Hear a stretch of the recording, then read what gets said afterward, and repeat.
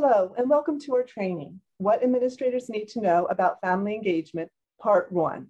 My name is Kim Jenkins, and I am joined today by some of my colleagues from across the state, Tara Cowley, Catherine Poggi, and Jennifer Geibel. This training is being recorded and will be posted on the Family Engagement webpage of the Patten website. We will be utilizing a poll and the chat feature. We encourage you to participate in the activities throughout this presentation. The mission of the Pennsylvania Training and Technical Assistant Network, or PATTN, is to support the efforts and initiatives of the Bureau of Special Education and to build the capacity of local educational agencies to serve students who receive special education services. Here you see PATTN's commitment to the least restrictive environment. Our goal for each child is to ensure individualized education program, or IEP teams begin with the general education setting with the use of supplementary aids and services before considering a more restrictive environment.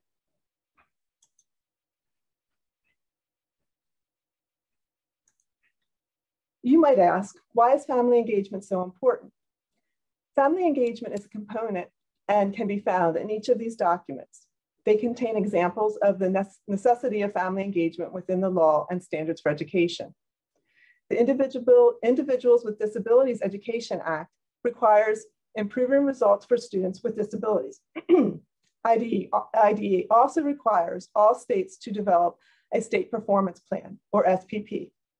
SPP Indicator 8 measures the percentage of parents with a child receiving special education services who report that schools facilitated parent involvement as a means of improving services and results for children with disabilities.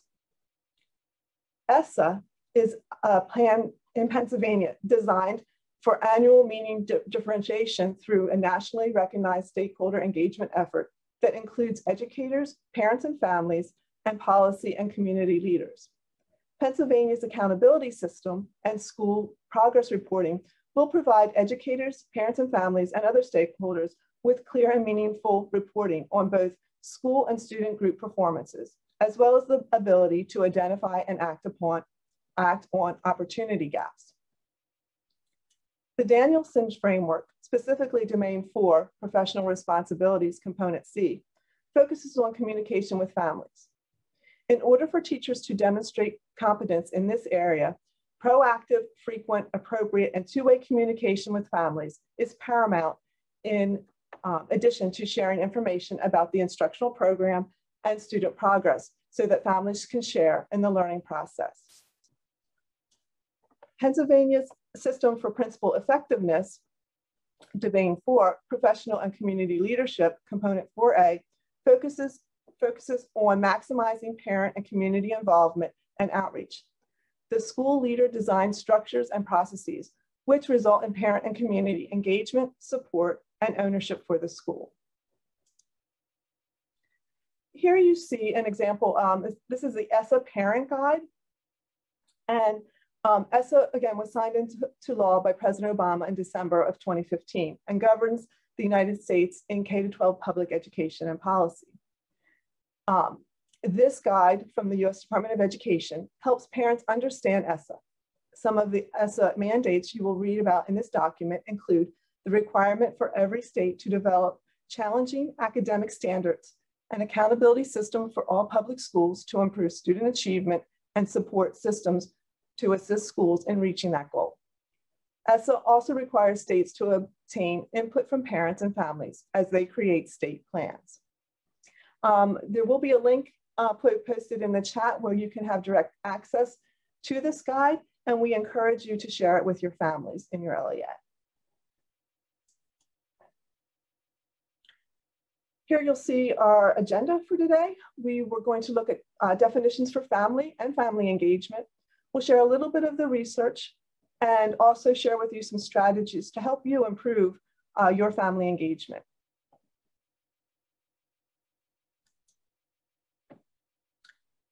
Right now, I would like you to just take a minute and, if you can, type in the chat a brief definition of what you consider a definition for family. Okay, some of the things that I'm seeing come in on the chat are the unit that provides support, the unit that supports and cares for a student, good. A unit that supports and cares For students, again, the support members for a student, anyone that comes together based on bond in the educational setting of someone raising a child. And the chat is just exploding. There are so many, I'm not able to read all of them, but another one is people in the household who support a child's well-being. Yes. A unit living together. Absolutely. Extended support system. Mm-hmm. A group of people loving each other and doing life together. I like that. People who support and are a cohesive group. A family is any person who cares for a student, right? And there are so many more. Thank you so much for entering things into the chat. Another one, the group of people that provides the basic needs of a student.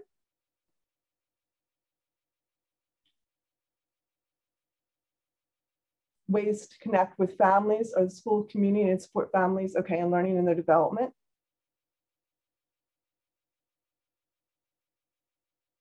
A parent and the child living together as a unit. Thank you. I appreciate everyone's response. There are many in the chat than I'm able to get to right now.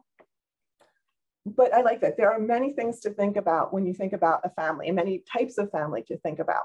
And I hope that you will, take all of these things into consideration when we talk about the types of different families and the families that are represented in your LEA.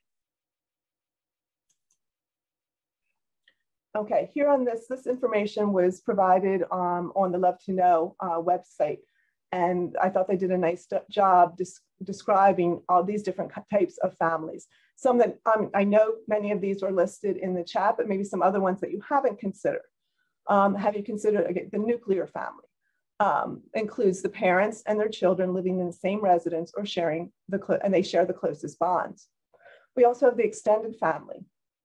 And this family includes all relatives in close proximity, such as grandparents, aunts, uncles, and cousins. They may or may not be living in the same household, but they may all share in duties and share responsibilities with raising their children. We have the complex family. This type of extended family has 3 or 4 or more adults, plus the children living in the same household. This family may be formed through divorce and remarriage, or it may be formed in other manners. Some of these families may be complex, even without formal legal bonds between the adults. Then we have the single parent family. A single parent family could be the result of the divorce, a death of one of the parents, or even a single parent adoption. Step family is a family where the adults have divorced and remarried, bringing children from other unions together to form a new nuclear family. The children may come from several different parents or be on one or both sides of the new union. And we have a traditional family, as defined in the classic sense, as the father and the mother and the children within the family. And this definition of family is not as common. I mean, many, many years ago, traditional families were considered the norm. And in this day and age, traditional families are less of the norm because there are so many different types of families, different families that may be living within your community. And then we also have the adopted family. This family shares legal bonds, but not genetic bonds to the bonds to their children. And then again, the last one on the list is the foster family, which may include one or more adults, parents who serve as a temporary guardian for one or more children to whom they may or may not be biologically related. So as you think about the families in your LEA and in your community, please remember that there are many different types of families that might exist, and they all bring a variety of different things to the table, and they all want to the best for their children. Okay, multiple roles families play in building learning pathways. This graphic comes from the Global Family Research Project. And just as there are many different types of families, there are also so many different types of roles that families play in their child's education. Some may be very involved and others may not be able to be quite as involved. If we look at this graphic, Some of the things included in here are parents that might be partners with the educators and working parents may be working with the educators to fully implement what's going on in the classroom and to share that between home and school. Parents may be teaching their children not only what's happening in the classroom, but also teaching other things to the families. Parents are co-learners. They are learning along with their children and beside their children sometimes and helping to support them. They're advocates for their children. They're decision makers and may analyze data and information that they receive back from the schools. They are definitely negotiators with their students and possibly with their education staff, the school staff. They volunteer. They may be networkers and community builders. They may be advisors, monitors, or coaches. So these are all different roles that families may play when in educating their children. But what can you do to assist your parents to build the learning pathways? We will talk about strategies a little later in this presentation, but you want to be able to identify parent leaders and ask them about their concerns. You want to empower parents and develop a working partnership with them. You want to share your perspectives and your information. You want to make sure you build trusting relationships and really involve them in what's going on in school, throughout the school. School leaders must commit to ensuring that all families and communities build equitable learning pathways for their students. This commitment may demand a shift in mindset from devaluing parents or just not thinking of parents in the same way and really valuing them and building a trusting relationship with them. Family engagement promotes equitable partnerships among schools, families, and communities to actively advance student achievement through shared commitment, decision-making, and responsibility. Family engagement might require a shift in mindset of families, teachers, and administrators. Increasing the family engagement at your school starts with you leading the pathway to work with your staff and families to co-create strategies that work to achieve mutually agreed upon outcomes for children, families, and school.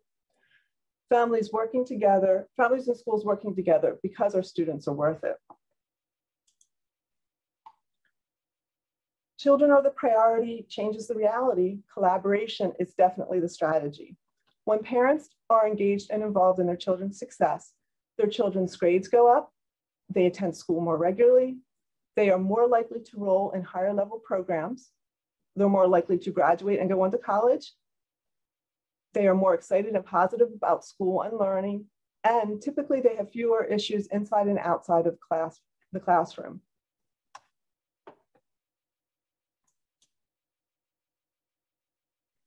Schools should be exemplars of a welcoming environment. In order to create a welcoming school community, administrators and educators within the school community must embrace several core beliefs of family engagement. First, they must recognize that all families have dreams for their children and want the best for them, even if those dreams may not be what educators themselves might identify as important. They must presume confidence in each family's ability to support learning in the home with the right scaffolding. Administrators and educators must also think of families as stakeholders and equal collaborative partners who vitally contribute to their children's education. Additionally, school staff must be willing to take on the oneness of cultivating and sustaining relationships between home, school, and the community. Administrators play a vital role in establishing a culture of welcoming and mutual respect.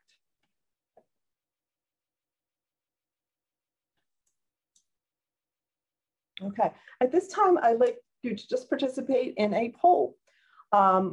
Which of these statements best describe your LEA's family engagement? We've got people who have responded in all of the different statements. So now, next, what we're going to do is take a look at how you've responded, what that shows in relationship to family-school partnerships. Now, these are some versions of the family-school partnerships. In the book, Beyond the Bake Sale, the authors describe 4 levels of achievement regarding family engagement at the school level. The descriptions of each of these versions of family-school partnership here they're seeing from left to right, the least desirable to the most desirable. So for those of you who answered, your answer was C, that statement is an example of a fortress school. And this is one that does not maximize parent energy as a strategy for improving student achievement. It's closed off from the community. Families are not welcomed in these schools and might be blamed if there's a problem. So if you answered C, I challenge you during this, this training to think about the things and the strategies that we're presenting. We're hoping to move you down the arrow here to closer to partnership school. For those who answered B, this is what we call come if we will, or come if we call school.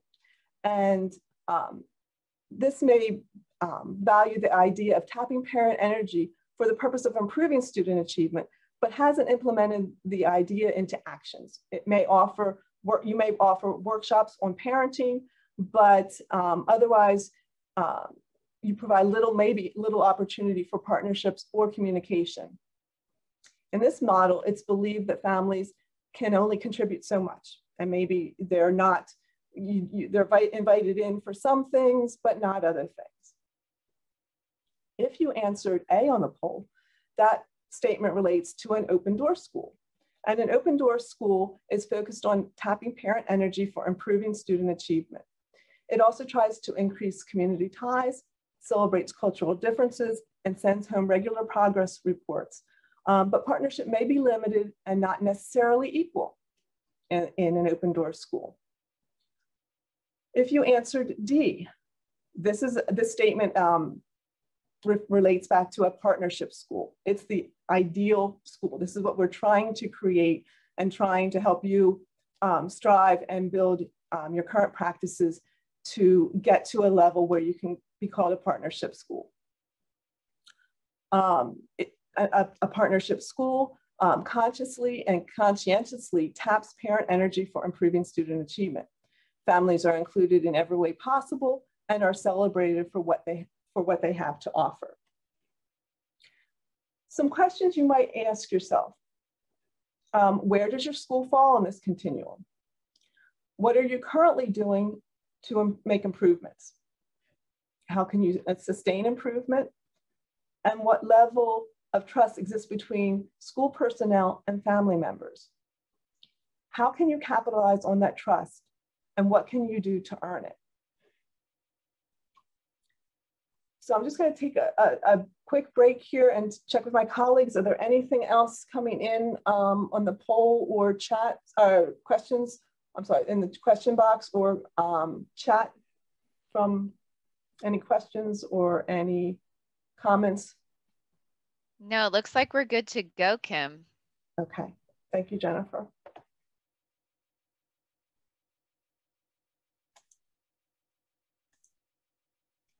Okay. Some challenges in family engagement. You could say, well, some of the things that we hear is that we don't have enough time. We're not really sure how to engage families. We're just not sure where to begin.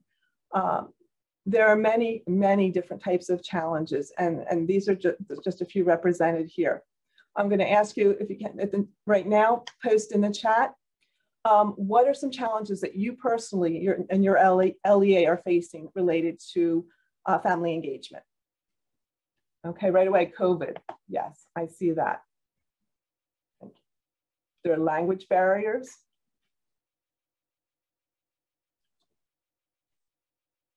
Transportation and technology, parent work schedules, online schooling, that's due to COVID. Well, we offer programs and activities and parents don't show up. Okay. Incompatible schedules. HIPAA concern. Parent families' trust in the school. Financial or internet issues, lack of resources. Parents unable to attend. Okay. time for families engaging in workshops or engagements as they need childcare for their children. Okay, so definitely childcare can be an issue for parents attending school functions. Staff has fixed ideas. Parents not showing up or ignoring calls. History of negative relationship with the school. Yes, remember that parents, their own education may, and what they've experienced may affect how they respond to school. Their own, the challenges that they faced when they were in school may be reflected in their attempts to feel comfortable in working with the school, with their children. Okay, trust. Family's not motivated. Parents are working during the school day, yes. These are all, yeah, thank you for your responses to your challenges. And one of the things I'm going to challenge you with a little bit is to think, if you offer things and parents aren't attending, whether any kind of functions at a school, it could be things designated for parents, it could be, just parents having activities where they can support the school, and parents aren't showing up. And if you keep offering different and variety of things and they still don't show up, I challenge you to rethink first, building a relationship from the very beginning, starting with that positive relationship, building that first, taking a look at that, and maybe as a reason behind why parents maybe aren't feeling comfortable or aren't participating, because just offering activities isn't enough. Parent and family engagement is so much more at that. That is only one small component of building those trusting relationships and getting the participation of families. Again, because all parents want their children to do well in school. So, building relationships in addition to offering all the activities that you offer them is as a key component of increasing your family engagement. Seeing also custody issues. Yes, I can imagine that is a very difficult, can be a very difficult issue and barrier for family engagement. Okay, now I'm hoping, again, thank you for everyone who's posted in the chat. I'm hoping that we will be able to share some strategies with you in a little bit that will help you build your family engagement. This next section that we're going to look at now is just to give you a little bit more behind the research, what the research is telling us about family engagement. So with that, I am turning the presentation over to Catherine Poggi. Thank you so much, Kim. And if you're comfortable with still advancing the slides, that would be fantastic. I loved that the comments that were shared in the chat really align with the research that we're going to be talking through. And this very first slide that Kim's going to project connects to valuing all students and their families. And with that, it was the notion of respect that was most highlighted. There is a book, and there's a saying that goes with a book, that fair is not equal. And that book is The Red Pyramid by Rick Riordan. And he really poignantly states that fairness does not always mean that everyone gets the same. Fairness means everyone gets what they need, indicating that it is detrimental to treat all children, with the same mind's eye, that we're meeting them where they are. And we need to make sure that we're looking at everyone from a different perspective and a different background and meeting them exactly where they need to be supported. Other things that were shared through the research with that are captured on this slide. We really want to have the mindset and the message that we value all of our students. We must respect their families. The strategies that are listed on this slide are also endorsed by the research by Henderson et al., which we have captured at the bottom of the slide. A couple other things that we wanted to highlight are the fact that we want to value all families, and to do so, it's really important to gain knowledge regarding their backgrounds. So recognizing and including their cultural elements and demographics. In addition, engaging in contextual teaching by connecting learning to those backgrounds and being respectful of that, connecting with their community resources and being mindful of what their neighborhood contexts and some of the resources right there in their backyard consist of, providing information to support learning at home, and really, fostering that partnership that we have the same expectations across home and school. I don't think anyone could have anticipated COVID as being much of that in our daily lives. Additionally, they have suggestions around offering interpreters as necessary. We're so thankful that they're with us today. And recognizing the different modes of family support, which again, I really think endorses what Kim just walked us through. We also want to make sure that we're further examining strategies in which the families may engage in their children's education in supportive ways. And a couple of the things, the very next slide allows us to kind of elaborate a little bit on that, is that the research from various studies allows us to see positive effects of family engagement on student success. And it's showing that students have much to gain by having family members that are active participants in their education. They have much more confidence and their self-esteem is reported to soar. We also are seeing better social outcomes, social skills and behaviors. And those behaviors are more likely to help us to move towards graduation, which is certainly prioritized, and the necessary next steps for after high school. There are a couple really great research articles and things that we'd like to make sure if you want to further your thoughts around that. And one is the website, the American Psychological Association. They have a site and an endorsed article, Parent Engagement in Schools. There's also some great resources that are connected to Grand Rapids Public School District. And then a few connected research studies are attached to that. So this slide really just highlights the benefits, the things that our youth are more likely to accomplish. And with that, we want them to grow up and to be successful adults. So moving into the next slide, we are able to talk a little bit about the influences on family engagement. And again, I really loved the dovetails that Kim was able to interweave with our focus for this morning. One of the core beliefs of family engagement, as introduced in some of the earlier slides, is that all families have the capacity to support their children's learning. And that's everyone. They all have a gift and an expertise that we have to value. We need to also make sure that family engagement in education is shaped by a variety of factors. And those definitely include the family member's own educational experiences, their own parents' involvement, and their school experiences, the beliefs that are shaped by cultures and values. Every school and family is different. As schools build collaborative relationships with their families, they will better support and be able to understand the family needs. And I really would like to take a moment there to just compliment what was captured in the chat, because many of the comments reflected that. There could be past experiences that maybe weren't really supportive or felt to be well received, that might be overshadowing some of the things that might be a reluctance to connect now. So I often say that's a opportunity where we can try to capture it and help out. So the very next slide that we're going to move into is what we call our dual capacity framework. And this has been something that has driven much of our research and time within the Family Engagement Initiative, and it comes to us through Matt and Kutner. And there is a reference page that has been populated into the chat. I know Linda and some of our team members have put things in there. Thank you so much for keeping that in there.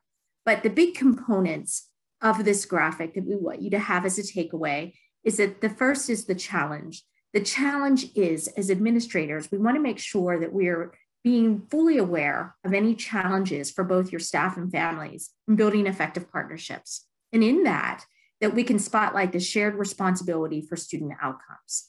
As we move down the continuum, the essential conditions connect to the research-based guidance. So the different resources that we're populating into the chat and also that are connected to the tiny URL that's affiliated with this presentation.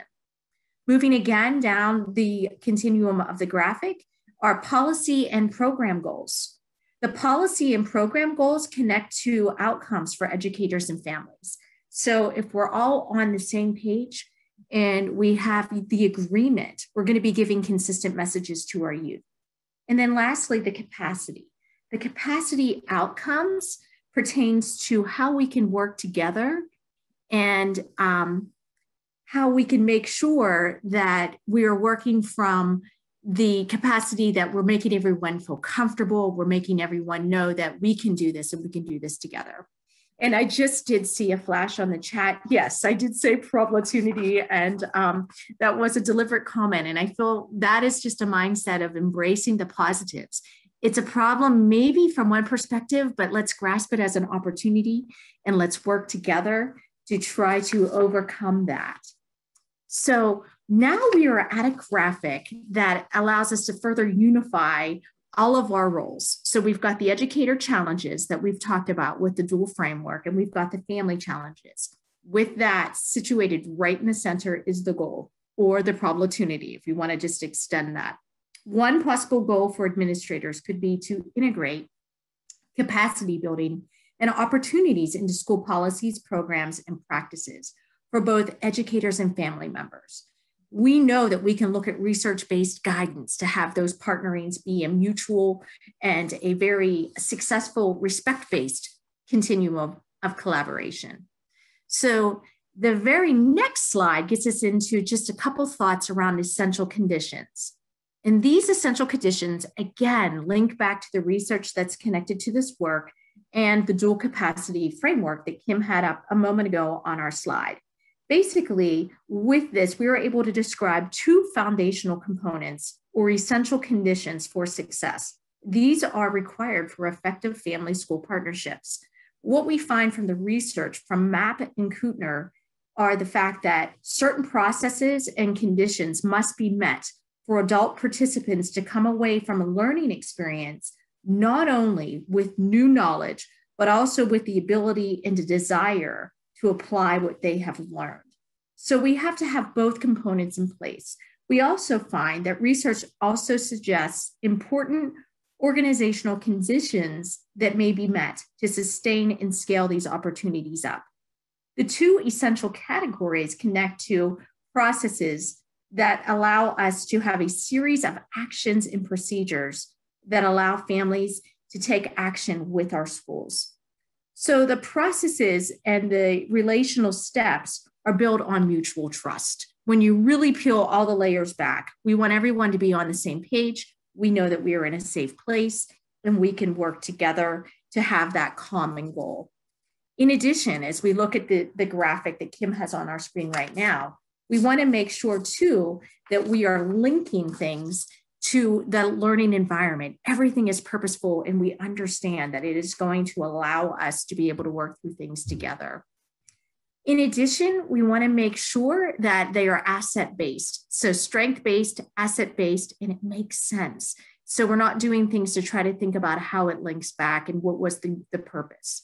Cultural responsiveness and equity is at our core, and making sure that we have ongoing collaboration and interaction. The next slide allows us to go a little bit deeper with the essential conditions, and this is going to allow us to talk about organizational conditions. With that, a couple of the things that they have prioritized is systemic changes. And with that, those family partnerships, they must be systemic. In many cases, family engagement is not part of the long-term strategic goal for our schools. Therefore, cultivating family school partnerships are not always viewed as a priority.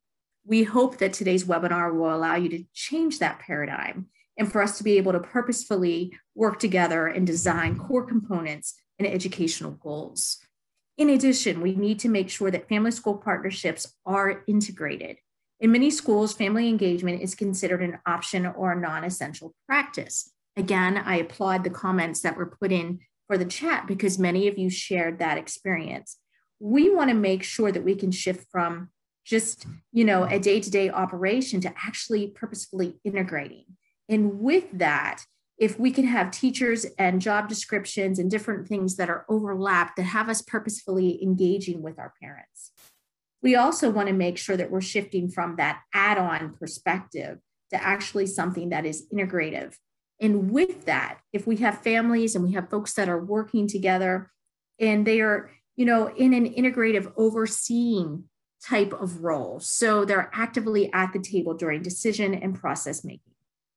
Another comment that was shared connected to this slide is that family school partnerships need to be sustained. So when changes are really put forth and prioritized, often they are linked with funding. And we want to make sure that we're not just leaning on short-term grants or things that might have a finite timeline or that monies could run out. We want to make sure that programs are among the first to be prioritized and that are linking family school partnerships that can be sustained over many years. And also to make sure that we have adequate staff and resources, that we're continually growing the capacity at the building level, at the administrative level, and our staff level to maintain that.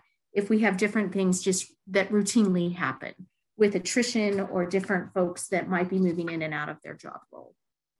So moving on to the next slide, we're going a little bit deeper with the policy and the programs. And this one is just really, again, emphasizing the 4 C's. And the 4 C's that are captured are the fact that we want to really prioritize our capabilities, our connections, our cognition, and our confidence. A couple of the takeaways that they had connected to research is the fact that capabilities is the administrator, educator, and staff need to know their students and families well. That breaks down to rapport, knowing our students, knowing their needs, and being able to be an active support with that.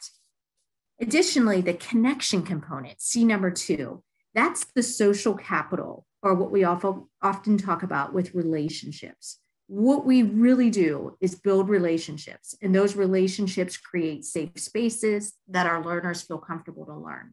Staff and families need to access and be able to go through the social capital with social and strong feelings of cross-cultural acceptance, trust, and respect. These networks are recommended to include family-teacher relationships, parent-to-parent relationships, and connections with that community relationship and agencies that might be connected with those services. What we find with that, again, is if the school and the administrator really know the community and the resources that are there, they then can really make these braided partnerships. The very last bullet on this slide connects to confidence. And that confidence is probably best described as self-assurance and self-efficacy. We want to make sure that family school partnerships that are built around confidence allow them to work through things that maybe in the past felt less secure, or maybe things that if a child had an academic need, that now we can respect that perspective and we can understand that both the educators and the family members are working together to build self-assurance, to build self-efficacy, and to build the necessary relationships to help that student be able to have success. There's another C that we've got captured on this slide, and it connects to cognition. Cognition is the assumptions, beliefs, and worldviews. So a big takeaway with that would be developing capabilities and connections and confidence that the assumptions and perspectives are able to be transformed. So, I look at that again as a positive, or if I use the same term, a opportunity. We may have had difficulties in the past, but we now have raised our understanding and we have the ability to make an effective change. So the next slide gets into a little bit more of capacity outcomes. What we have is 2 columns that are captured on this slide. And this again shows the tandem connection of educator, empowerment and family engagement. This also is a direct tie back to the dual capacity framework that we had depicted at the beginning of this research section. And that was the graphic that described the desirable outcomes that will result from sustained commitment and our ability to develop individual and collective capacity together. I love that. Effective partnerships that support students in school improvement by working together. When we are able to do this, educators have the important takeaways of feeling connected with their families, feeling connected and engaged with the families as co-creators, being able to know that they're family funds and family knowledge bases, things that are important to them. And then also the families will have the very valued role and takeaways of feeling that they are engaged in a diverse set of roles. So their role is no longer just coming at it from a parent perspective, but they too wear the hat as the co-creator, being a supporter, taking on the role of a monitor or a mentor, depending on the task, being an advocate, and without understating, a very powerful model. The next slide gets into a couple of the benefits. And again, you know, so often when we work through content, we think about what's in it for me? Why do we do this? What would be ways that we could best support? And the teacher benefit takeaways are captured here. We want to make sure that all parties are feeling included. We want to look over this list and see if there's anything else that you may want to add, because we recognize that your own setting may have individual nuances. So the increased ability to elicit understanding, that again is the partnering and the relational component. The increased diversity and use of communication with families. This, I believe, would be a capacity building that we are growing our own skills, our own skill set, of understanding our stakeholders. The awareness and ability to communicate clearly. So having respectful norms, having different things that we can work together to make sure that we're being supportive of each other. And lastly, but never the least, increasing appreciation and making sure that we have that network component in place. Now, the very next slide, as you would indicate and expect, would be benefits for our families, students, and this is just as equally important. So with that, we want to make sure that we are increasing the perception of school quality and just that acceptance component. I personally love it when I walk into buildings and I see the posters, you are welcomed here, we're so glad you're here. So having that be a purposeful message, making sure that we can ease the interactions and communications with schools and teachers. That, I think, connects back to the earlier slide where we have parents that are operating as mentors and models, sometimes even really powerful liaisons to build those relationships. The students, we want to spotlight our youth at all times. So making sure that we have awareness of their progress in subjects and skills, knowing any actions that may be needed to maintain or improve their grades, and making sure that we can work through those communication steps to remedy any needs at the earliest point. And that, I believe, is the conclusion of that section connected to the research that's behind our dual framework in the research in families. Okay, I'm not seeing any, so we will move on to our next section, family engagement strategies. And this is Tara Kelly. Good morning, everybody. So in this next section, we are going to talk about some strategies to increase family engagement at your LEA. And before we get started, I just actually wanted to start by saying thank you to all of you for the work that you are doing. I am also a school administrator. I was for many years prior to joining Patton. So I have a unique appreciation for the job that all of you are doing. And I know that oftentimes you are not the people who get thanked. You're amazing staff who are working so tirelessly on behalf of our students throughout the Commonwealth, have done an amazing job this year. But I wanted to take a moment just to say thank you to all of you, because I know that it is not an easy task. It's oftentimes a thankless task. So thank you so much for doing everything you do every day and for showing up for your staff and for your students and your families and for professional development opportunities like this one. So we're going to get started today with a quote from our 6th president. And if your actions inspire others to dream more, learn more, do more, and become more, then you are a leader. And that was from President John Quincy Adams. And I think really that's our goal, right? Every day when we come to work is to try and do that for all of the lives that we touch as school administrators. So on this next slide, we're going to ask you to take a moment to think about what have you as an administrator done to promote partnerships with families within your LEAs. And we're going to drop the link to a Google document into the chat. So if you'd like to access that and take a moment to contribute some of your thoughts, that would be great. And just to note, everyone, we'd like you to fill out the first column. So this is what you have done as an administrator to promote family partnerships.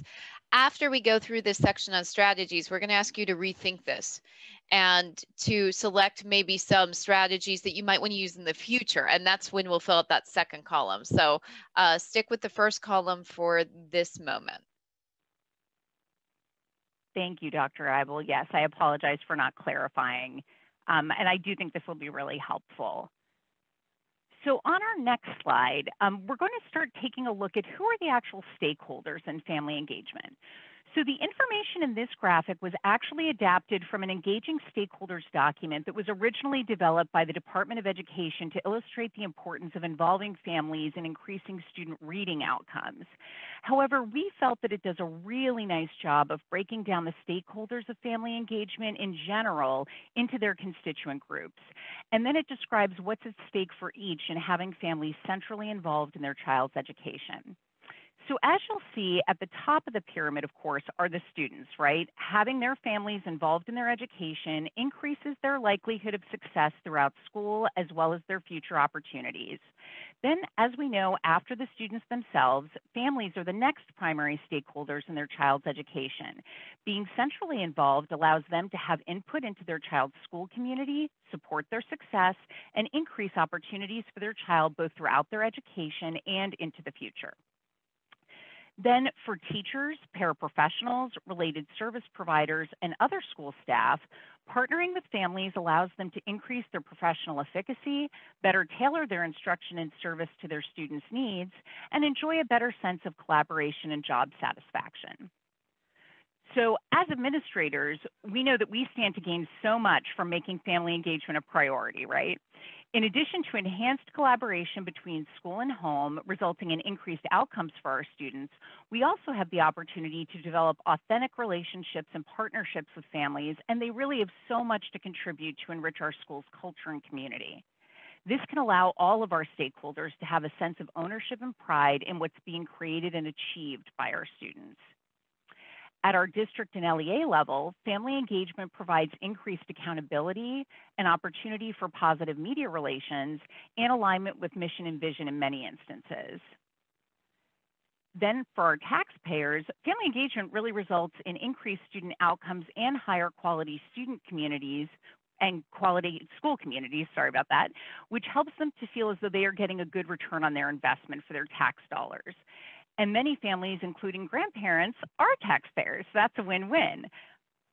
Then in the business community, we know that they are in need of a well-educated, skilled workforce. So engaging families in their child's education increases the chances of graduating students with the skills that they need for their 21st century workplace and beyond.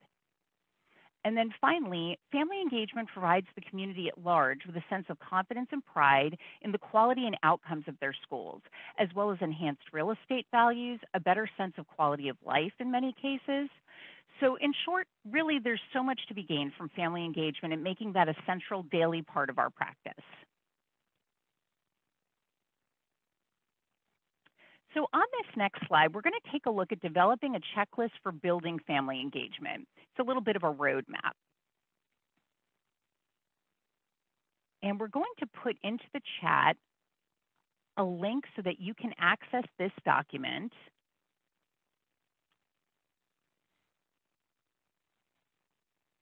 And what is the first step that you can do as an administrator to increase effective family engagement or partnering in your LEA? So you might want to consider something like this. Prior to beginning the school year, you could develop a checklist of family engagement activities that you're committed to accomplishing during the school year. And if you'd like, you can use this sample to consider your own checklist. Would you keep all of the listed family engagement steps? Headings can include developing a job description of your family members as it pertains to education.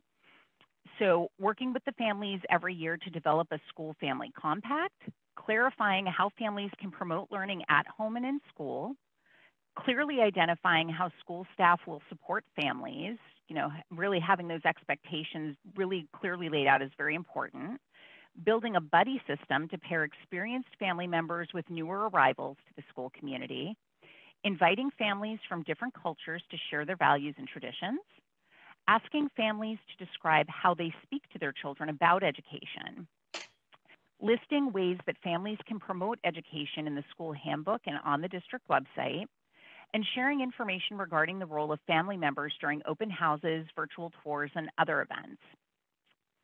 Another header could be building family confidence in their ability to help their children. really, we want all of these things to become positive self-fulfilling prophecies, right? So offering workshops in a variety of ways, both live and online, to build family skills, providing materials and information in a variety of ways, sending home learning packets, educational games, and links to virtual videos and learning games, inviting families to observe in the classrooms so they can see how lessons are taught, asking families for information about their child's strengths and how they learn, and engaging family members in discussion at parent-teacher conferences rather than just presenting the information. And then another section could look at how we can make sure that all families feel welcome. So consider holding virtual or live home visits to build personal connections, providing information, again, in a variety of ways, both online and on paper, making personal phone calls home to invite families to contribute information or attend events, invite the entire family to meetings and events, holding smaller meetings in neighborhoods and community centers to build that sense of community, surveying families about how they would like to be involved, and researching communication types that are preferred by the family. This is very important, and it's going to bear on one of the sections we have later. So would you add other sections to this? Remember that ultimately you should engage families in the decision-making process to decide on a focus for the school year. And we're going to have more on that decision-making later.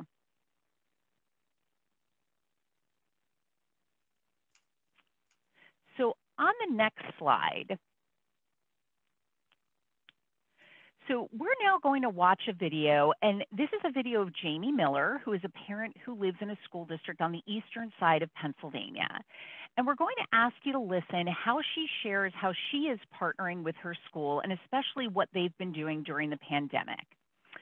While you watch this video, please take a moment to jot down a phrase or something that Jamie says that may resonate with you about what family engagement can look like. And then when the video is over, if you could, please take a moment to share your comment or your thoughts in the chat.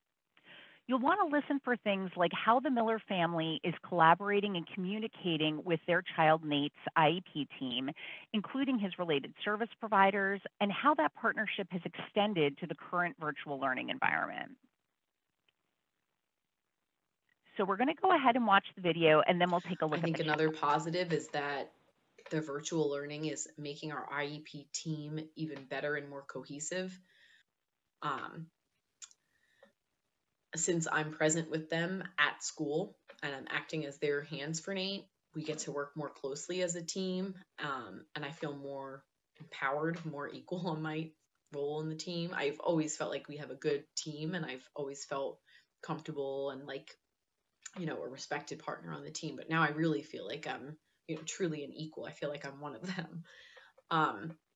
I'm seeing them daily. I'm talking with them daily. The PCA, the special ed teacher, the related services, we're communicating all the time. You know, I'm doing whatever they say. I'm adjusting the camera angles. I'm grabbing whatever book they say or whatever manipulative or piece of equipment, and I'm setting things up to their instructions, and I'm, you know, doing whatever they say. So we can give and get constant feedback from each other, which has been great. You know, we're problem solving as a team. We're troubleshooting together. I'm telling them what's working and what's not.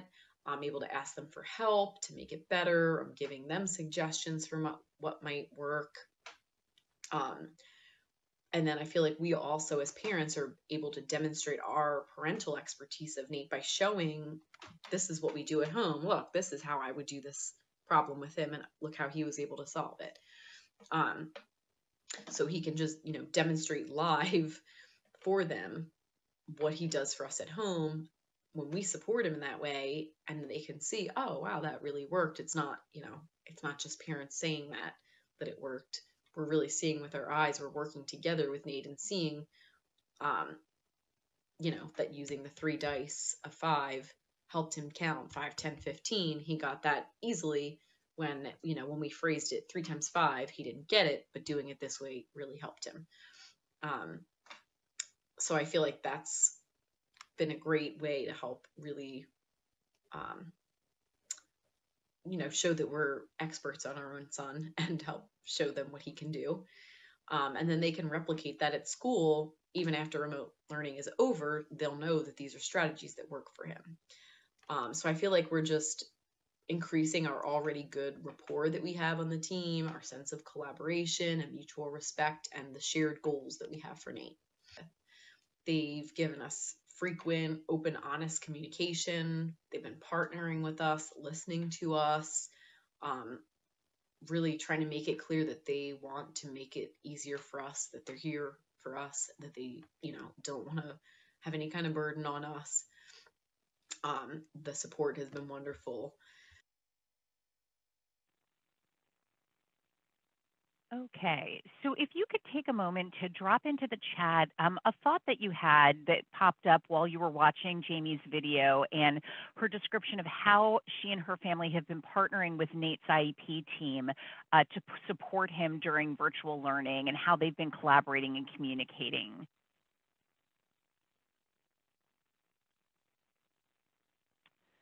Okay, so there is a question that's popped up in the chat that asks, what grade level is this? This is an elementary school student who is in middle elementary school.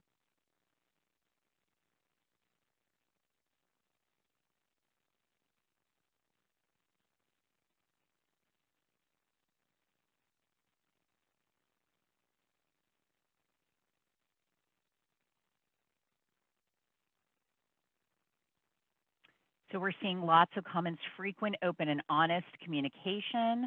All parents of all backgrounds are indeed experts. Positive parent language among educators is crucial, absolutely. Joy, comfort, and empowerment, constant communication. Keywords that she used were empowered and equals. They are collaborating together and supporting each other. Equal member of the team, speaks volumes. Expert on my own son. Yes, absolutely. These are all key terms. And the family has been encouraged to feel that they are part of the education process. Yep, we're seeing lots of key terms here: collaboration, communication, empowerment, equality, family expertise. Absolutely. The family feels valued. Absolutely. They feel heard. Yep, these are all words like they were here for us. Respect was the baseline. Wow, these are really great observations, great pieces of feedback. Thank you. Extended family involvement, partnership. Yep, absolutely. So, another takeaway from this video that we've heard sometimes, and this is absolutely valid because a lot of us do work in school settings where people might say, well, this is not always possible in all situations. Not every family only has one child with a stay-at-home parent who is willing and able to support their students' learning all day, every day. Some people have said, well, the students that I work with are more complicated. And the thing that we want to share is this did not happen by chance, this situation with the Miller family, and it did also not happen overnight. This was the result of many years of sort of perfecting that communication and that relationship, lots of trial and error.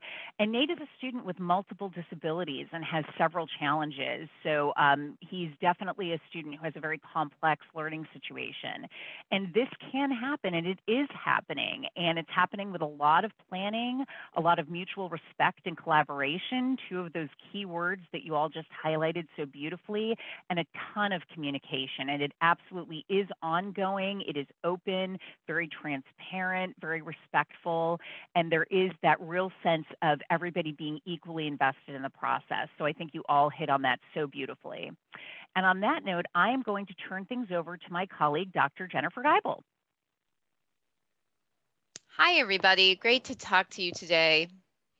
So Tara just shared a lot of really excellent points with us about how family engagement is a process. It's not something that happens overnight. It's not something that we can develop quickly at an afternoon meeting. It is something that takes many years of building mutual respect and rapport between school staff and the families which you serve and who attend your schools.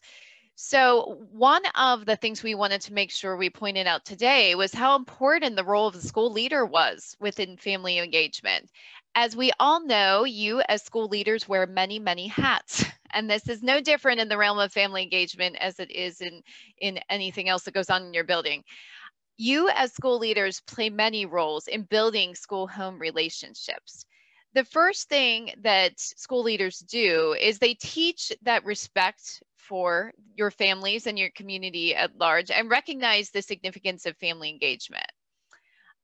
We also need to communicate its importance to others and inspire others to increase their own abilities to engage in respectful and equitable ways. As school leaders, you all serve as models of expected behaviors. You challenge others to live up to expectations for family engagement and homeschool partnerships, and you engage multiple stakeholders in collaborative decision making. So we saw that slide earlier with all the different stakeholders on it. That list could almost be endless if we really dive deep into it to see who is involved in the education of children. School leaders recognize the importance of all of those stakeholders and involve them in the important day-to-day decisions of the educational entity. Effective school administrators don't leave these relationships to chance. Again, Tara mentioned how much planning went into developing that relationship between Jamie Miller and her school. We need to initiate relationships. We need to plan and implement systematic and pervasive measures to establish successful homeschool relationships. So in this section, we're going to talk about how all these roles of the school leader associate with the how-to of family engagement. And we're going to give you some functional strategies on how to establish successful family engagement policies and practices.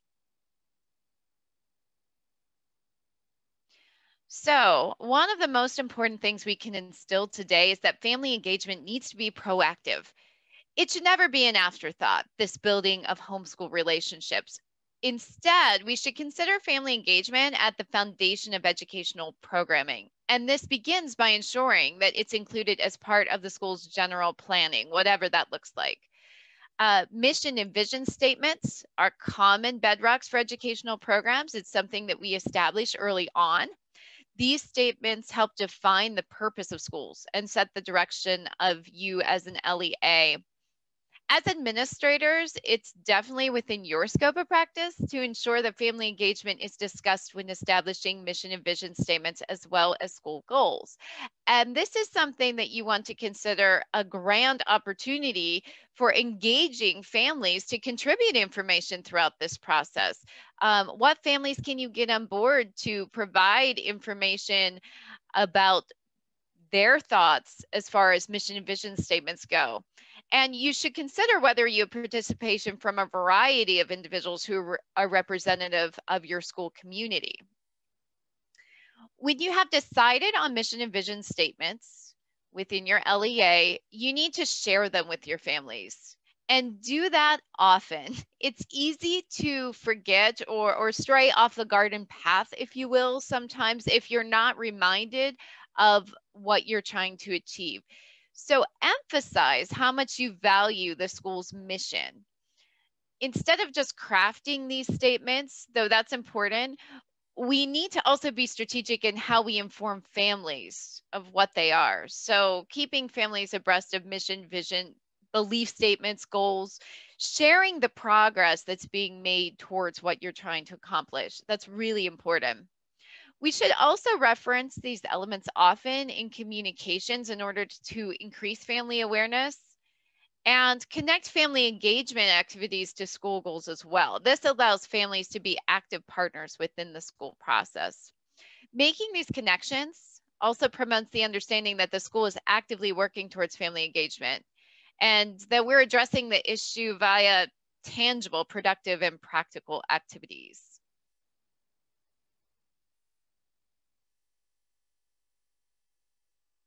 Okay, we're going to take a moment to kind of reflect upon your own mission and vision statement. So let's take a think, I guess, into what you already have in progress, what mission and vision statements you already have going on.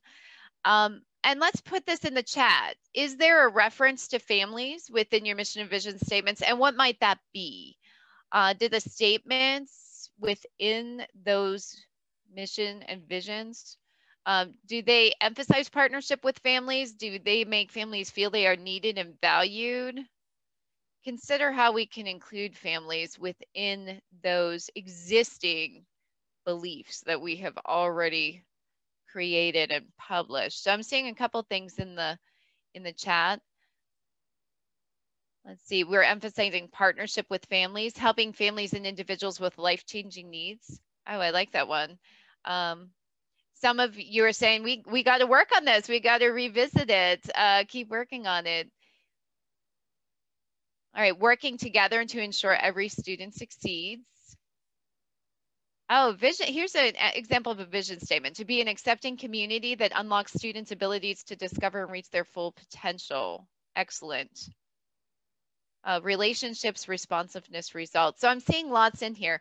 And I love you guys too who are saying, wait, we haven't yet included families, but we need to, because that's why we're here, to figure out how we can do that. So I love it. I love what I'm seeing here. Shared values, student success comes first.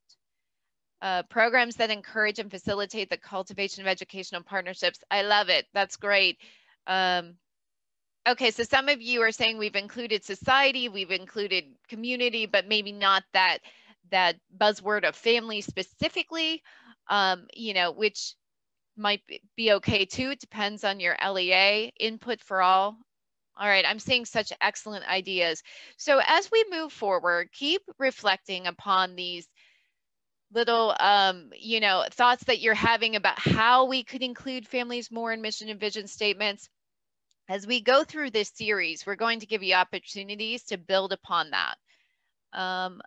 Let's see, we also have seen that we believe the responsibility and benefit of education is shared by families, schools, students, and the community. Great, so we have a lot of great ideas there. Just going back 1 second to the previous slide.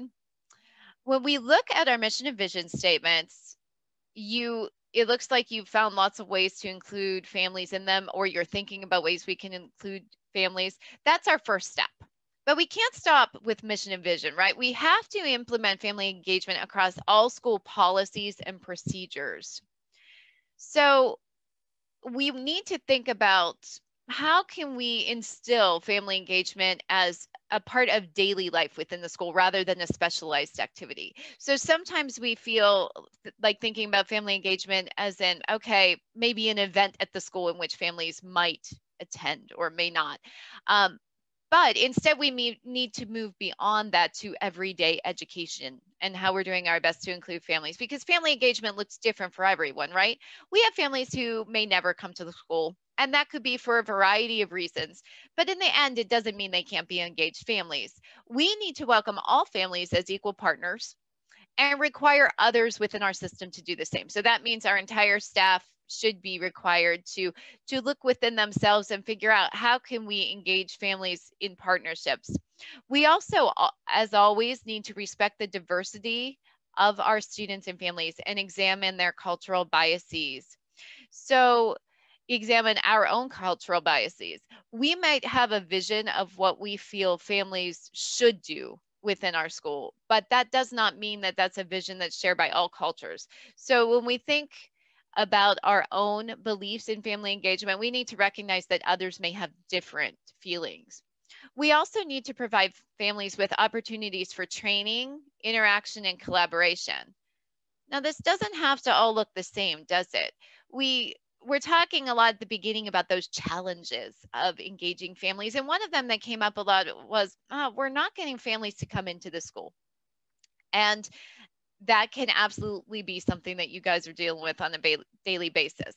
But in that case, we have to think, what are other things we can do to provide training, provide interaction, provide information, or opportunities for collaboration without requiring the parent to come into school? So I do have to say, you know, I'm a single mother. I have 3 kids, one of whom is in special ed. I work, obviously, I'm here. It is hard to get to the school for some of these activities. I just can't do it.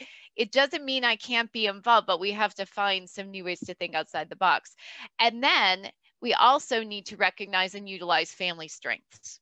All families have strengths, all communities have strengths. What can we do to actively think about what families can be providing and what they are providing on an everyday basis for the education of their children.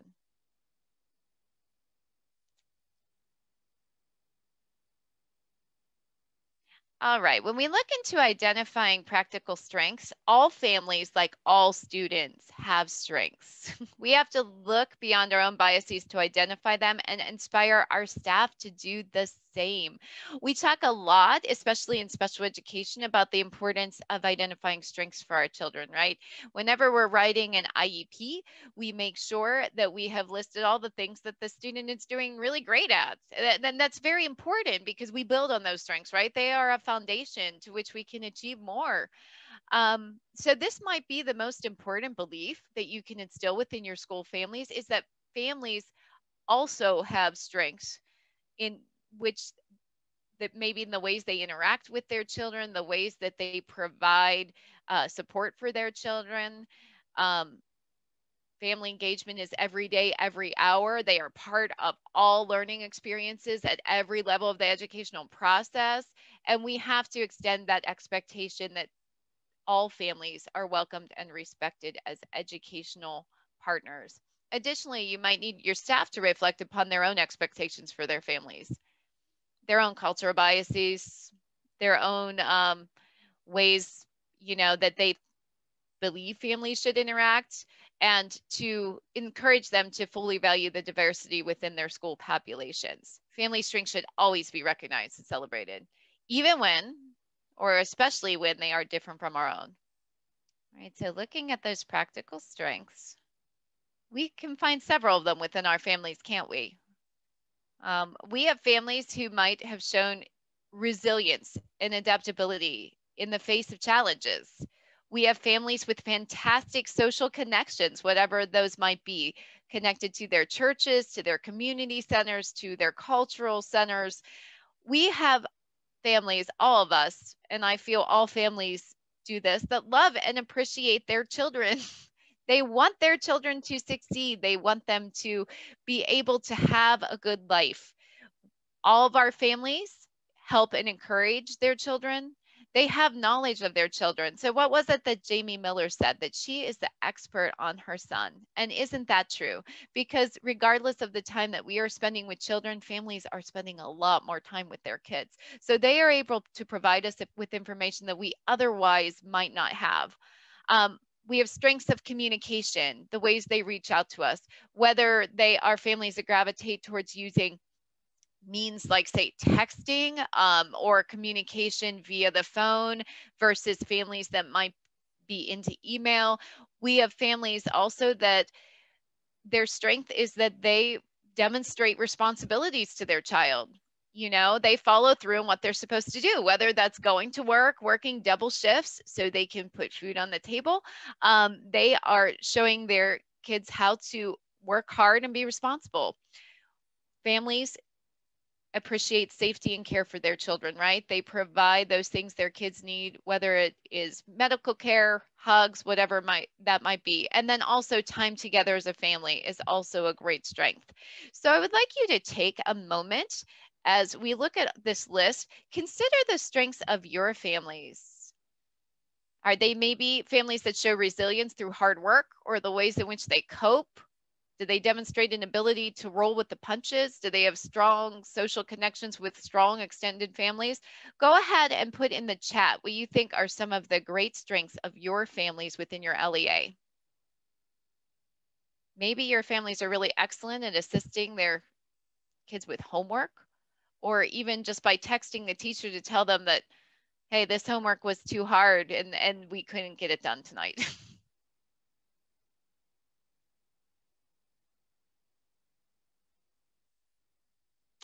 Okay, so we're getting some contributions to the chat. Our families are strong communicators. They support their students' special education goals. They're appreciative, resilient, safety and care communication. They know their child the best and relay this to the school team for collaboration. Social connections, knowledge of child. They make sacrifices for their children. Time, finances, that's an excellent one. Hardworking, strong advocates. Resourcefulness and solving problems, love that one. Active participation along with student for live and guided virtual lessons. Excellent. Communication is always a great one. Social connections, time together, love and appreciation. And we had someone else say, I like that one, make sacrifices for their children. I love that too, because all of our families do that. Families who are really good about talking to their kids about their daily work. What a great one that is. Way to engage families directly in academics. That's fantastic.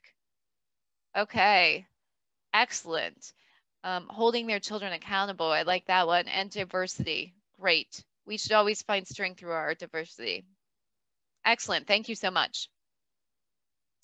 One of the things that administrators can do most importantly, besides recognizing the importance of family engagement, is saying the right things concerning families within their schools. So when we think about our job as administrators, we are the leaders, right? We are the role models for our staff. So anything that we say may be used by others, right? We are the models. So we need to seek not only to do, but to also say things that are going to promote family engagement. All individuals who are educational leaders, be they principals, special education leaders, superintendents, you have power. And that great power is that you can present the expectations of what you want your staff members to perform within your school, because you're the heartbeat of the whole school. You establish school culture, you promote collaboration, you emphasize unifying relationships. So it's really important you model positive verbalizations when speaking about students and families within the community. So comments like, our families don't value education, it's just the way things are here, or this community doesn't care, are typically detrimental to building relationships. And they might ultimately cause the failure of whatever your best laid family engagement plans were. So we need to go ahead and make sure we are phrasing our words positively towards families. We have to promote the strengths of our families and community and require your staff members to do the same. Comments should always uplift homes and communities and not drag them down. In the event that a staff member does produce a negative comment concerning families or communities, the administrator should approach that staff member and engage them in conversation to re-script the comment by considering the positives and the strengths inherent in that family, in that school, in that community. This is one case where if we simply ignore negative statements, that indicates acceptance of negative statements. So it's one of those things that we can't just kind of brush it aside. We do have to address it. And we have to provide another way that educators can make their statements. It's not to say we're not going to recognize that there are sometimes challenges, but we want to make sure that we put that in a light that always emphasizes families as collaborative partners. So I noticed that we had someone mention in the chat, I have had administrators that modeled negative language towards families, reinforcing negative language like difficult families. Yeah, touchy situation, right? Because that means that we are putting the onus of these engaging relationships on the family and basically saying that they're a challenge that we can't get past, right? And that is never true. Instead, we need to rephrase in, again, a positive light, recognizing strengths, finding all the ways that families are doing awesome things within our school or our community, because there are always so many of them. And we had a statement here, the language we use shapes our culture. Absolutely. Now, I'm a little biased in this case because I'm a speech language pathologist, so I value language so highly. I always emphasize how important it is for all of our stakeholders to have a voice and to be able to communicate. Language is the basis of our culture, definitely, Casey, and we need to institute positive language in order to move on and achieve great things. Building trust with families. So let's say you have gone through these previous steps we've talked about. You've included families in mission and vision statements. You have built a culture in which staff members know they must value all families. They have to use positive verbalizations with families. And now we need to build trust with families themselves. Everybody benefits when homeschool relationships are built on trust. And unfortunately, we see within our own work at the state level that families do not always have trust in school. And this could be because of perhaps experiences they've had before in their own education, experiences that their own children have had within the school. And it is hard to get trust back once it's lost, but it's not impossible. As school leaders, we need to embrace and model the belief that relationships are built on trust by being welcoming and genuine with students and their families. Being actively welcome might manifest itself in different ways. It could be as simple as just letting families know that they are welcome in the school building and greeting them when they arrive. Now, this is hard, right? Because many of us have security and metal detectors, and it's all for good reason, isn't it? To keep our children safe. But having that welcoming attitude is one way that we can show that parents are not only recognized as being able to come into the school, but are recognized as partners. We can also do strategies like ensure that all signage is written in all the languages of your school, or even opening up a family resource center to say this is a place where families can always come and can always receive something that they need. We can also gain the trust of the school by highlighting school successes, right? It's easy to talk about things that bother us, but what about the things that are going great? You know, families can't be expected to place trust in the schools when they don't know what's going on there, especially when they don't know what's happening positively. Identify ways to communicate with families about both student level and school-wide accomplishments. Sing the praises of your students at school board meetings, on local TV and radio if you have access to that, on social media pages, that's huge right now. And promote that message that your students, families, and your communities are special and unique, because they all are. Demonstrate how much you care for your students and their families, even in the small things like learning a few words in the family's first language. That makes a huge difference. And ensure the families that they know who to talk to and how to get the help that they needed. So it shouldn't be a situation if a family wants to talk to you, let's not try to pass the buck to somebody else. You know how when you call into a company and you get transferred to a million different extensions, oh, frustrating, right? We need to do the same with families, provide them with the person that really can help them. We also need to look at, again, we've talked about this before, look at our own cultural biases in order to successfully respect the culture of others. So if we want our families to know we care, we have to show that we respect them. Be open and honest with your families. Don't ignore or dodge issues, but instead talk about them and let families know that their opinions, their cultural expectations, they're welcome within the school. We also need to know our communities that our schools are located in. So not all of us live in the communities where we teach or where we lead as school administrators, but we still need to be involved in that community. Strategies like home visits, community walks, and community mapping can increase what you know about your students and where they live. Being aware of community organizations is so important, whether that's religious and cultural centers, sporting organizations. I know where I live, the soccer association is really, really important. So the school is able to give space for the soccer association. That's a great relationship they have.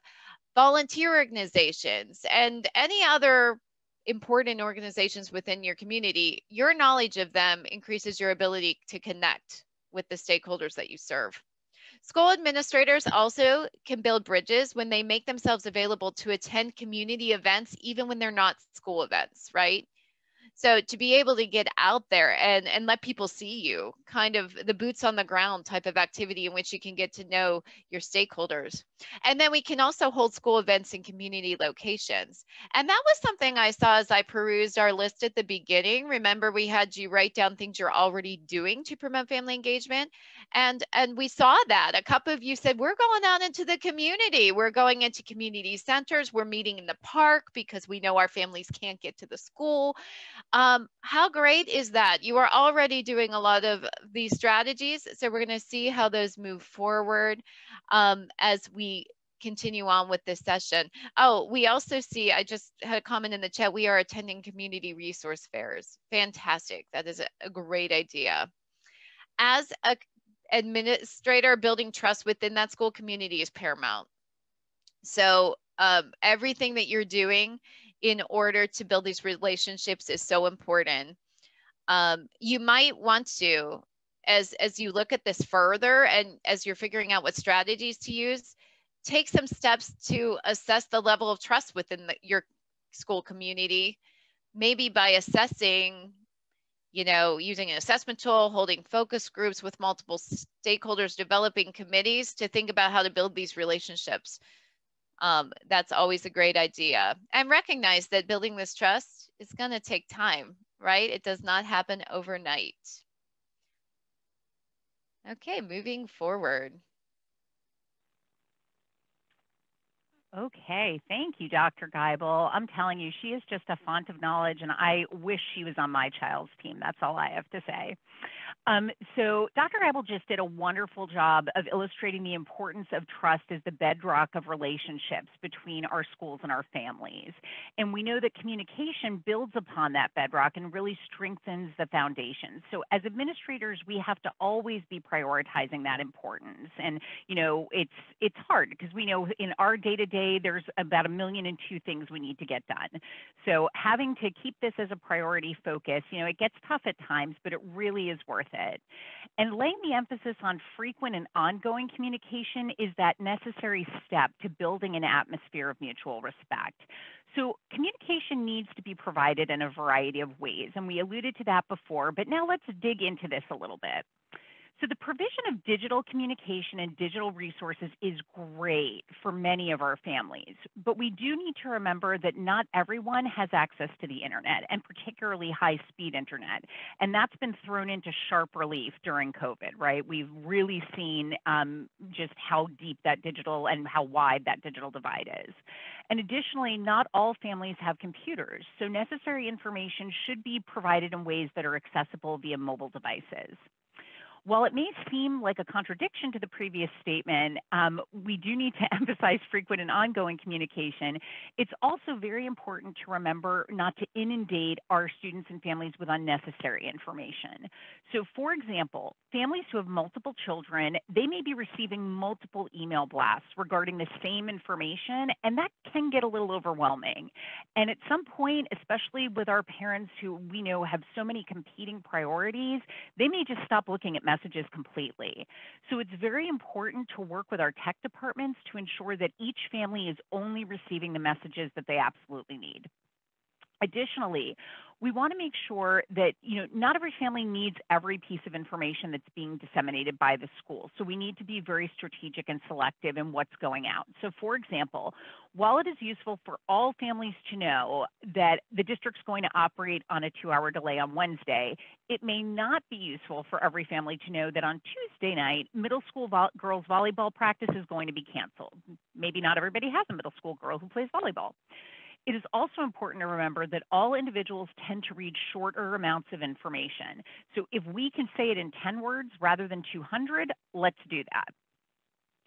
When presenting information, we want to make sure that it is available in all the languages that are pertinent to our school community. And to assist with this, administrators may want to provide training to educators and families on how to use translation apps.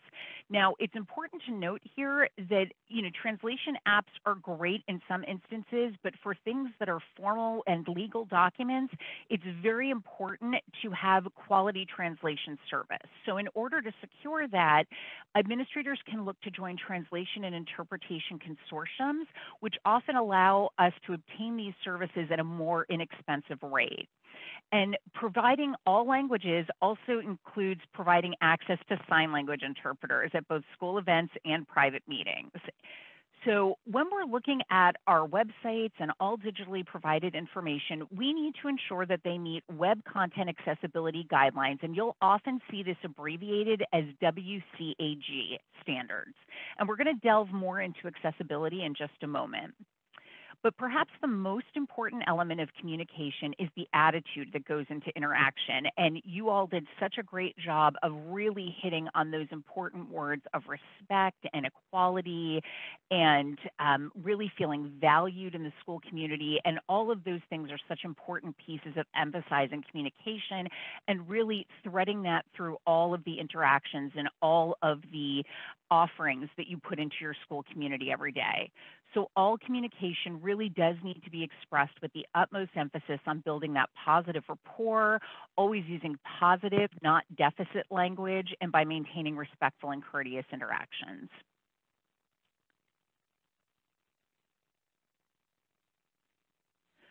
So next, we're going to take a quick look at some of the barriers to successful communication. And of course, there are far more barriers, in fact, than what are listed on this slide. However, we did want to touch on some of the basic and the most common barriers that we encounter in our school communities. So contact information that is inaccurate or outdated, that gets very frustrating for both the families and for our teachers and school staff when they're trying to communicate, as is difficult to access information. So when we require families to click through like 5 different web pages before they're able to find the email link for their child's teacher or their related service provider, that's really not useful. And that gets equally frustrating for teachers when they go into the education portals that we're using and they haven't been updated with the most recent family contact information. And this is a specific barrier that becomes even more heightened in our school communities where families may be moving frequently, there may be changes of location, changes of address, children may be living between multiple homes, so this becomes even more important.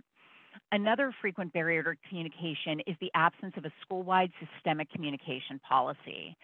Communication may not be put at the forefront of education unless it is specifically identified within our school policy. And I know that I have worked in many programs in my time where communication, other than maybe how people were supposed to be accessing the net and what they couldn't do, wasn't really outlined as being a priority and what was expected, from all stakeholders. So communication should not be present only in education policies, but it really has to be well defined in the policy and in the practice, really, of what we're doing every day.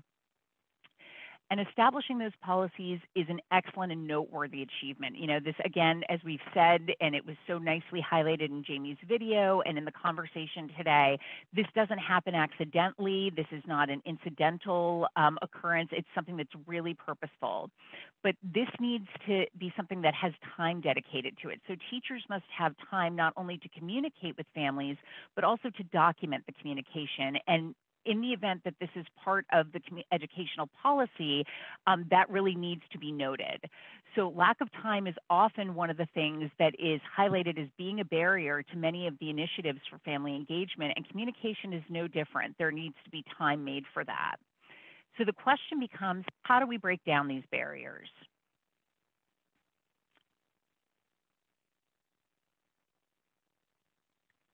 So we need to take a more systematic approach to communication. So from an administrator's point of view, establishing effective home-to-school communication can be one of the most fruitful approaches that we can take to establishing those strong partnerships that we've been talking about.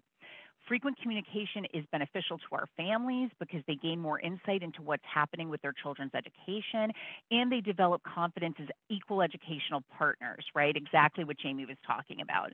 And for our educators and our school staff who benefit from the knowledge that they gain about their students' life experiences, it's also beneficial.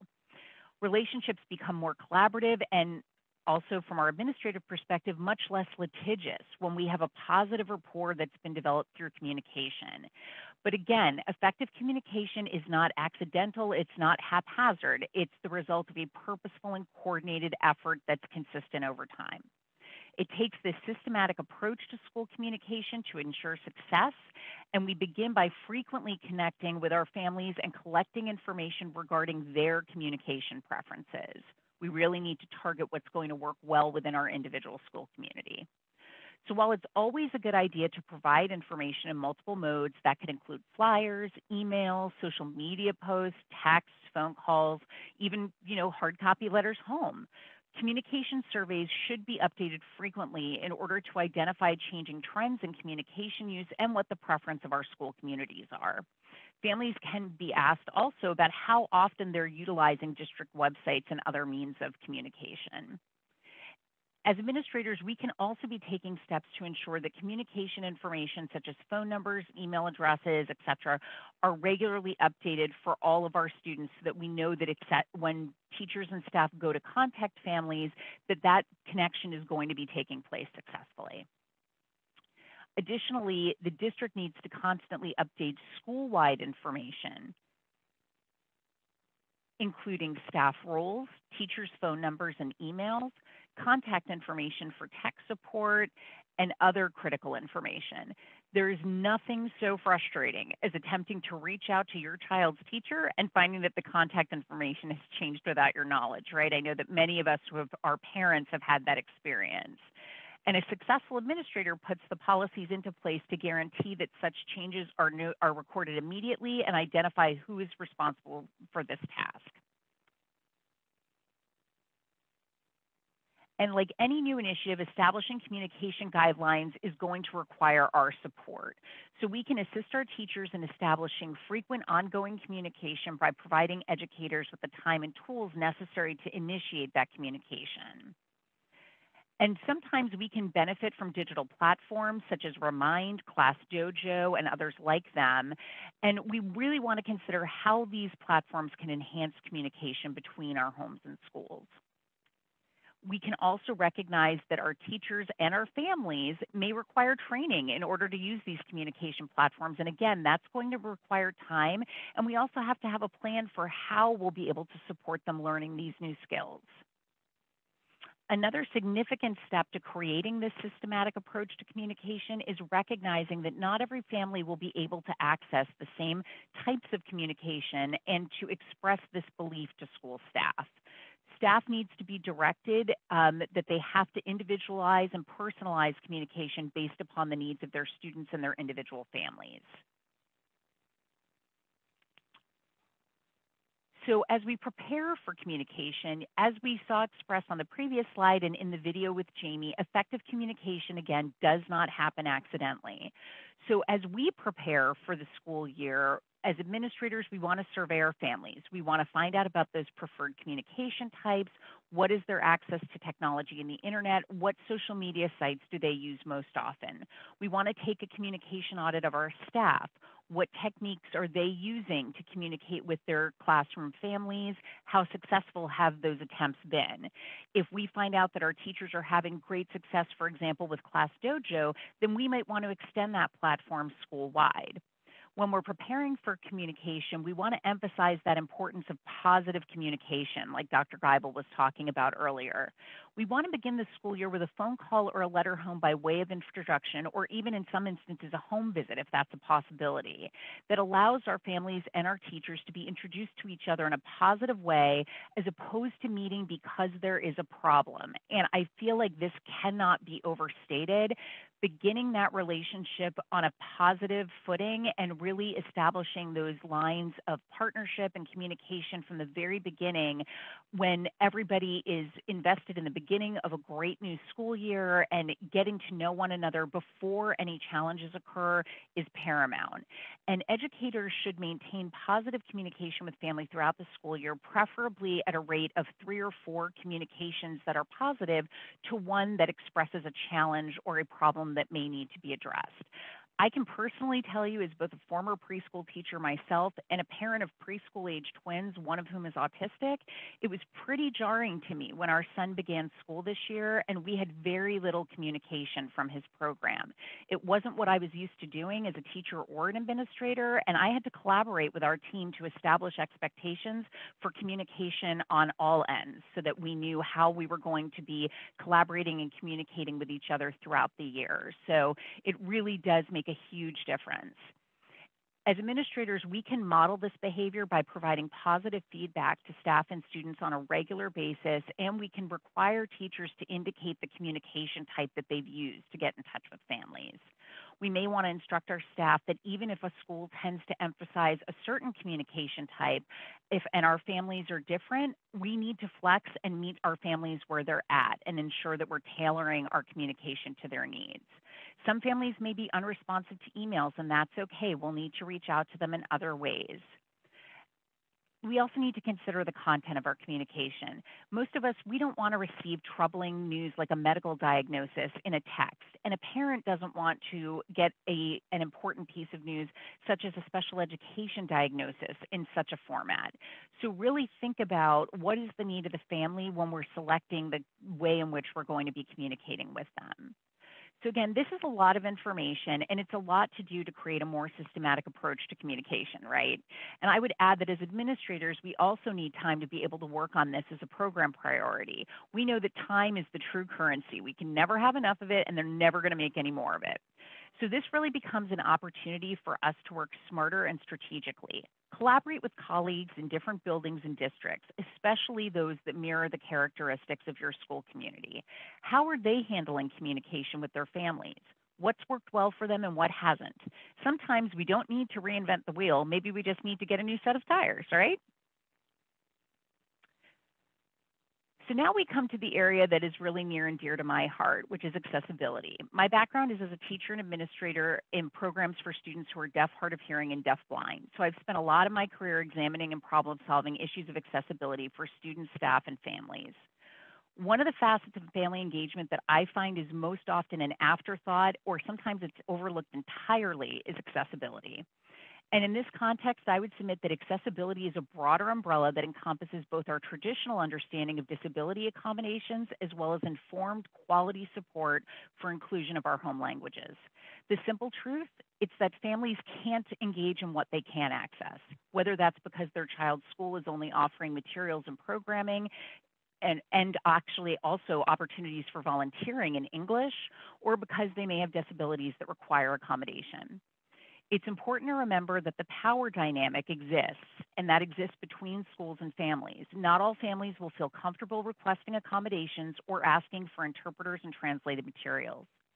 The onus is on us as the educators and program to be thoughtful and anticipate their needs. We should be making these primary considerations when developing our family engagement practice and planning activities and not attempting to tack them on as an afterthought. So how do we ensure access for all families? We can begin by identifying our key communicators from the families in our school communities.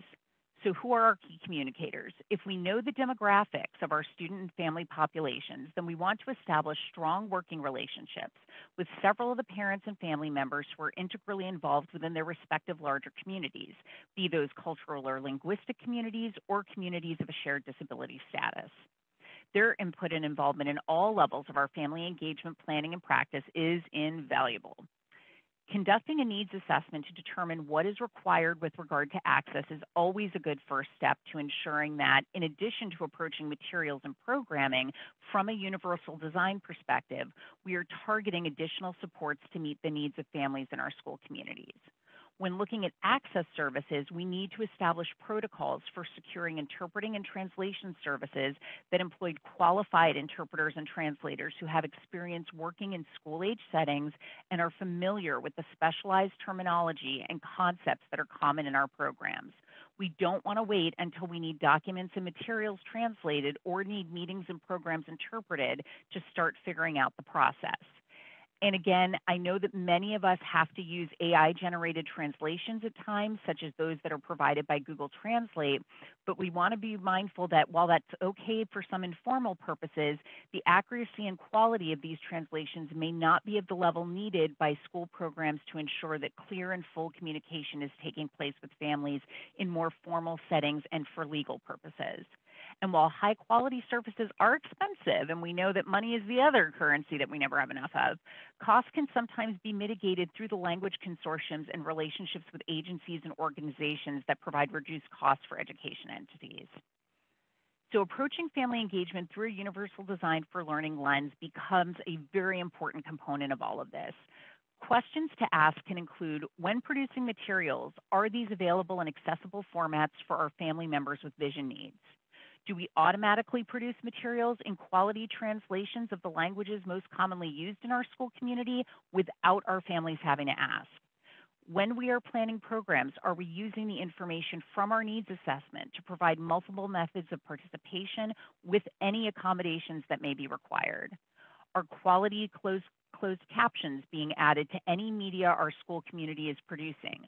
Are captions provided for meetings, conferences, performances, and other programs? Are appropriately qualified language interpreters being provided for all school events, not just required meetings and conferences, to ensure inclusion of all families in our school community, regardless of home languages, including deaf or hard of hearing family members who communicate using sign language? Finally, there should be a process in place by which you seek feedback from families regarding their access experience in your school community and evaluate what changes can be made to ensure that all families are being meaningfully included. We recognize that everybody has competing priorities, and when there are so many things to do and remember, it's understandable that sometimes we just get reduced to ticking boxes, right? We just want to make sure it's all getting done. But it is crucial to ensure that when we're talking about accessibility and inclusion, we are really looking to our families to ascertain the extent that they feel that their level of engagement is meaningful and valued. And some of you put literally those words in the chat earlier. So again, can't overstate the importance of those and the degree to which they feel the sense of belonging in the school community. And on that note, I hand it back to Dr. Geibel. Thank you so much, Tara. Tara has such wonderful viewpoints on family engagement from so many different lenses. I just love listening to her talk. So when we're looking at websites, or when we're looking at welcoming families, I apologize, we can't only examine the way we're interacting with people face to face, right? We also have to see what our presence is online. So our school website might be that first means of communication that is encountered by any families either within our school or who are potentially hoping to become members of our school community. As such, we really need to look at our website and ensure that it is welcoming all of our families.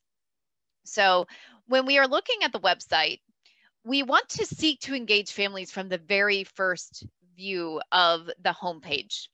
And one of the things that we should have included within that first view is the school's vision and mission, or any priority goals that you might have as a school community, right?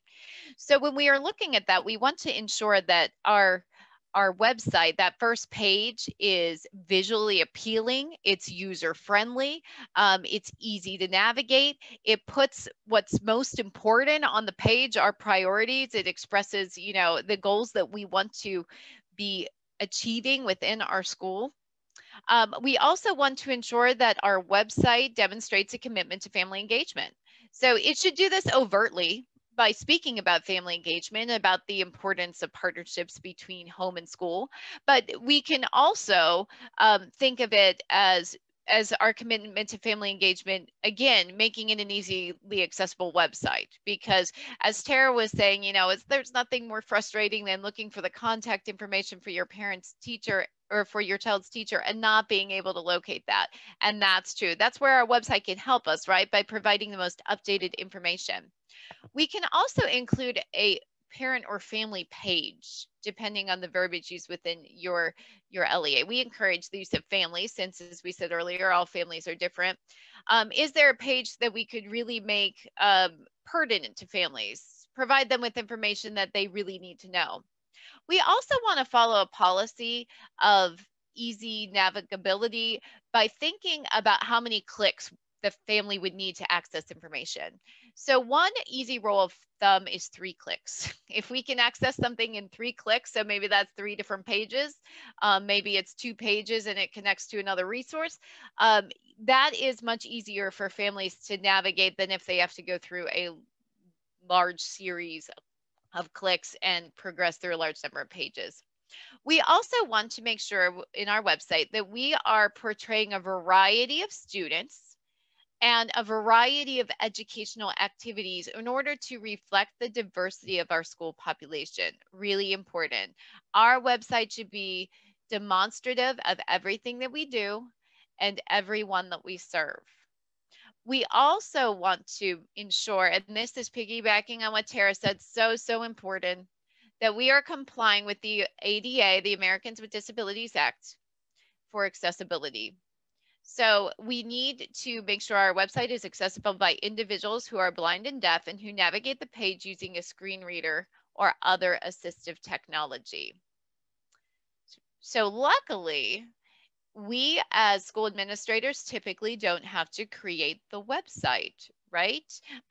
That's usually not our job. Maybe that's our IT department. Maybe that's someone that we contract from outside, but it is our job to set policies to maintain that site. So we're going to move forward to the next slide.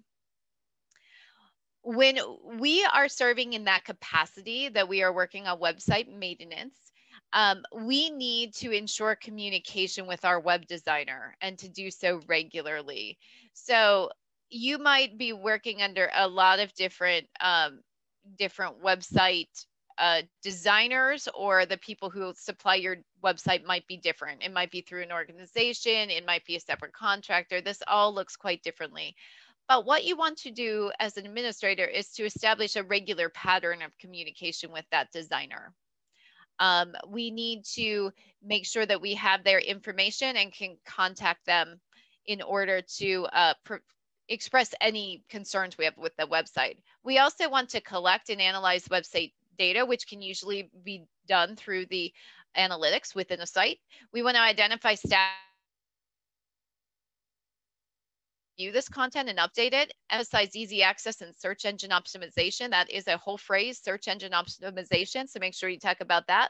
It's how we get from place to place. Include comments and testimonials. So the real meat of what we're doing. And we want to be able to connect to other networks and social media sites. So build connections within our site.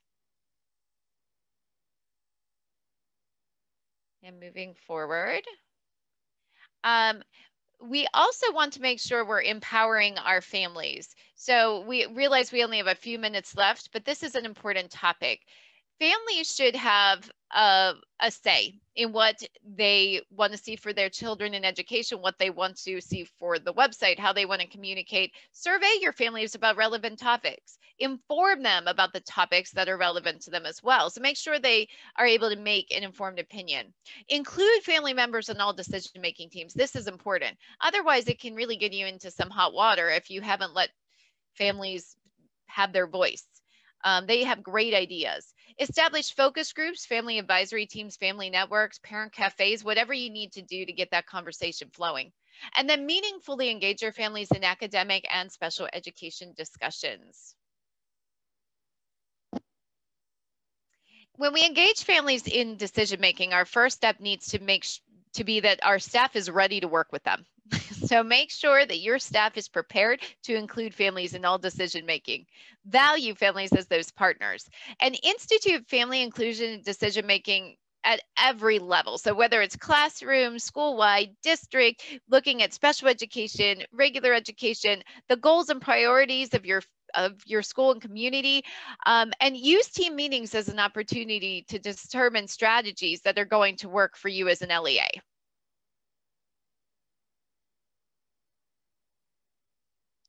All right, steps for decision-making. First of all, we need to prepare our students and families, inform them of what they need to know. If we're in a meeting, we have to orient the meeting to that purpose and process. So we don't want to, let it flow off in a different direction. We need to have a purpose. We need to listen to and clarify participants' concerns and block blame. So meetings for decision-making shouldn't be about blame, but rather about problem solving. We want to validate and check for consensus and share concerns, and expand solution ideas. So when we have a great idea, can we run with it? And then probably most important, set up an action plan or follow-up plan before you leave. This is a step that we leave out sometimes, and it's hard to initiate change unless we have that plan already set up. So make sure we get that on board. Okay, so I have here just a series of strategies. There are many, many strategies for family engagement. There are just a few of them mentioned here, including home visits, student-led IEPs. All of these are hyperlinked. We've talked about how important it is to include families in decision-making. If you want to initiate some of these changes within your LEA, take these strategies back to your families. Figure out what's going to work for them. Their opinion will be really vital in making these decisions. So when you do get this PowerPoint, you have all the hyperlinks to all these different strategies right there available for you. So we have reached the end of our session. So this is our time to fill out that second column in that Google Doc that we had available. If you have access to it and if you've been able to think of something, what strategies or approaches have you learned about today that you plan to implement next school year? It is springtime. We're looking forward till next year. What do you think you want to implement that we've learned today? And we welcome you to add that into that second column of the Google Doc.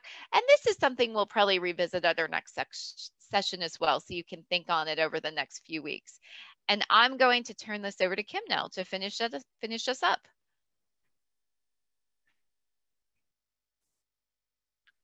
Thank you, Jennifer. I just want to share now the last slide. This is for Act 48 credit hours. The survey link will be open until 5 p.m. on April 16th. You can access it at this link here. If someone would please put that in the chat for me, and or use the QR code on the screen for easy access. Again, we need you to complete that if you're looking to receive any credit for attending this session. So thank you so very much for joining us. You have been very engaged and we appreciate all your participation as we've been going through these slides. And you can reach out to any one of us on the family engagement team for any further questions or comments, or if you have individual family engagement needs that you'd like us to help you with, we're more than happy to assist you. And all you need to do is reach out to us. So I'm going to leave this the code up for a second, and then I will switch to the very last slide, which is contains our email addresses. So again, thank you for your participation, and we hope you're able to join us on day 2 or part 2 of this training, which I believe is on May the 3rd. Thank you. And Kim, we did have a couple of people asking how we get the slides. Did you want to talk about that real quick? Certainly. The slides will be available in a handout on the patent. The session was recorded, so the recording will be available, and all handouts on the family engagement page of the patent website. So, and again, if you have further questions, please don't hesitate to contact any of us, any of the family engagement consultants listed on this slide, or the other consultants who work in each of the offices.